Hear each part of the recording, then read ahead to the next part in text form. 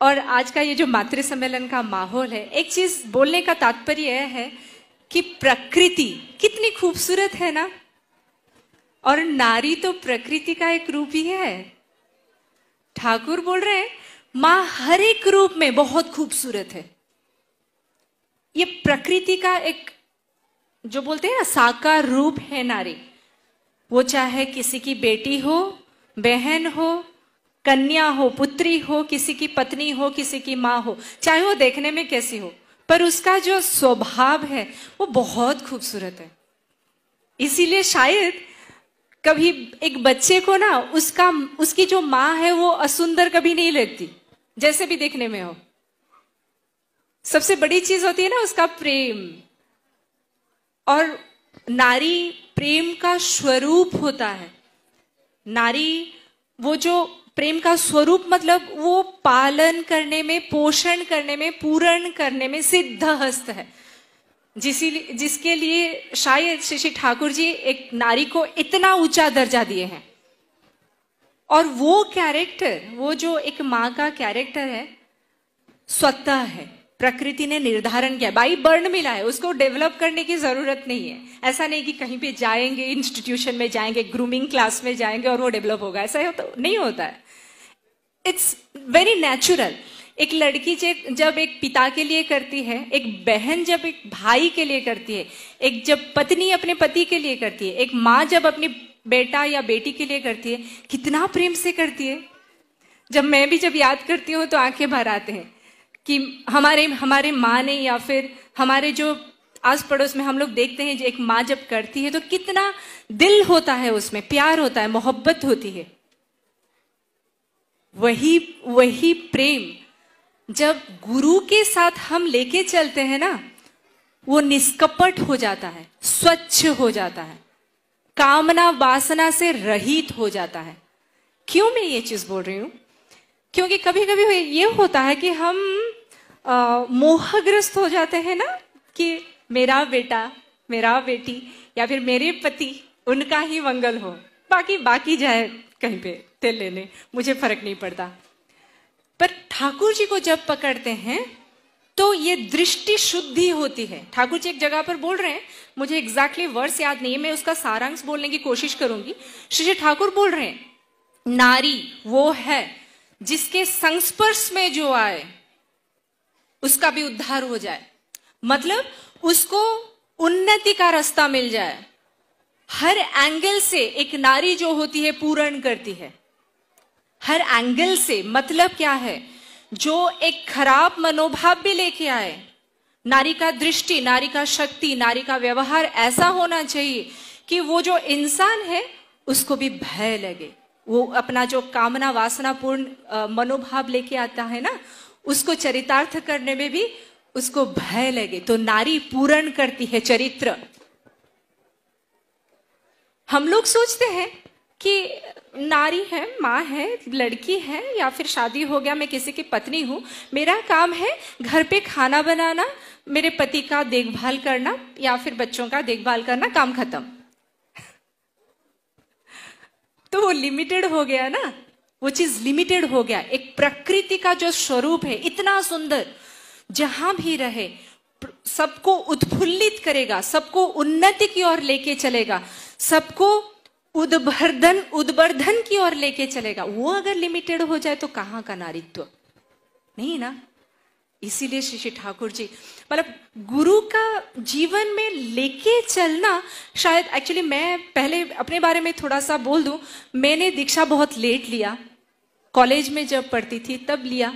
तो दीक्षा लेने की जो पहली की जो स्थिति है और दीक्षा लेने के बाद का जो स्थिति है, उसको मैं कभी कभी बहुत कंपेयर करती हूँ, बहुत परखती हूँ कि क्या है, क्या चेंजेस आया है, क्या चेंजेस होना चाहिए, और क्या मैं खुद को कहाँ देखना चाहती हूँ। तो ये मिला वो जो मतलब फैमिली सेंट्रिकनेस, जो ईगो सेंटर्डनेस था, वो खुल के अभी सबको लेके चलने का जो भाव है, अच्छाई जो है, निष्कपटता जो है, सबके लिए प्रार्थना करना, सबके लिए सेवा मनोभाव रखना, सबको लेके चलना, ये जो एटीट्यूड नारी का स्वतः है, कहीं ना कहीं वो उतना डेवलप हुआ नहीं था। जब गुरु आए जीवन में, जब सत्संग का मार्ग मिला, नारी नीति का जो अनुशासनवाद मिला, और उसको मान के चलने का थोड़ा सा कोशिश, ऐसा नहीं कि हम लोग बड़ों माँ की बात बहुत सुनते हैं पर हो कितना पता है वो तो मुझे नहीं पता, इसीलिए बस जब करने की थोड़ा थोड़ा सा कोशिश करते हैं ना, वो निखर के आता है। आप लोगों ने सबने सुना होगा सत्संग में, जो साधारण सभा में, आध्यात्मिक साधारण सभा में दादा बहुत अच्छे से बोल रहे थे कि श्री श्री ठाकुर जो है वो है अपूर्यमान वैशिष्ट्य वाली।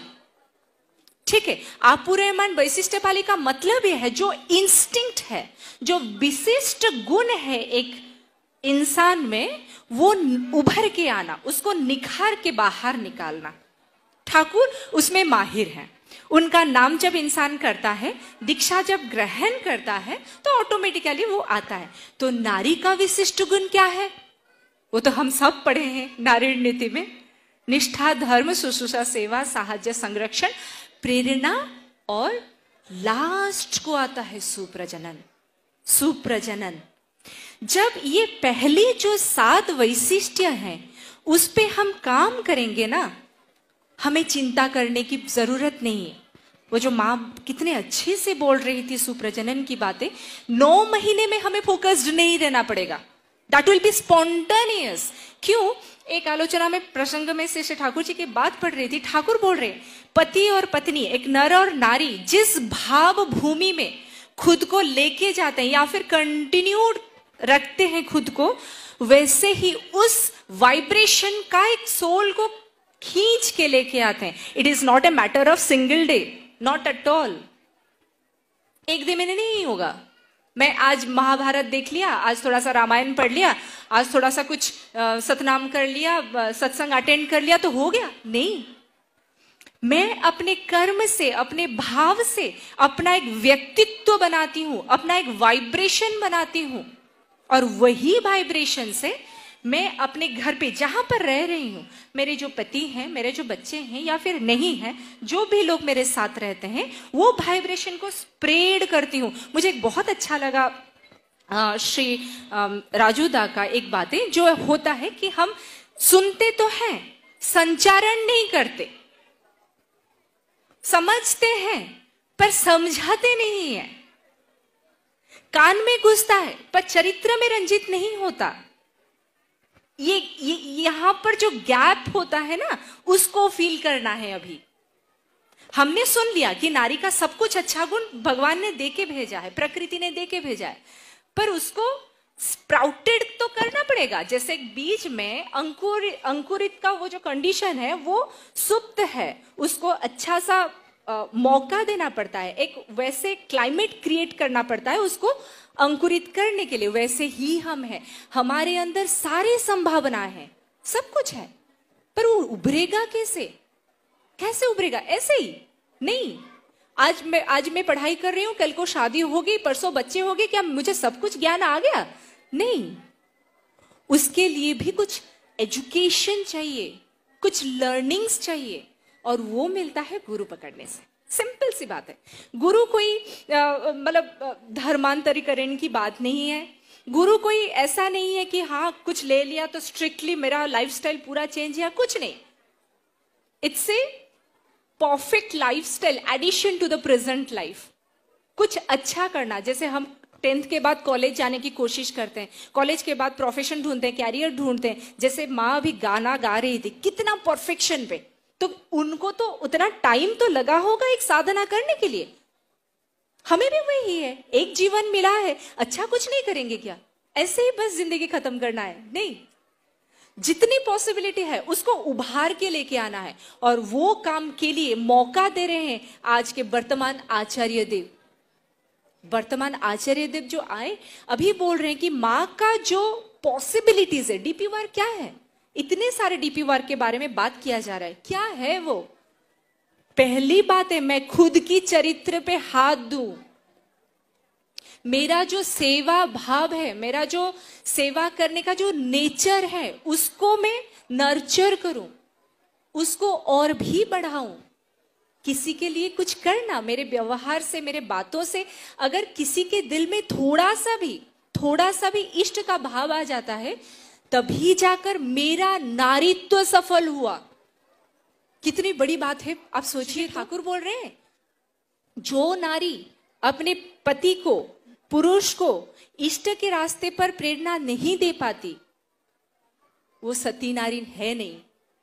नारी का धर्म ही है, वो परिवार में, परिवेश में कहीं भी रहे, सभी को इष्ट के मार्ग पर प्रेरणा ही देगी। इष्ट का मार्ग मतलब मंगल का मार्ग, उन्नति का मार्ग, बस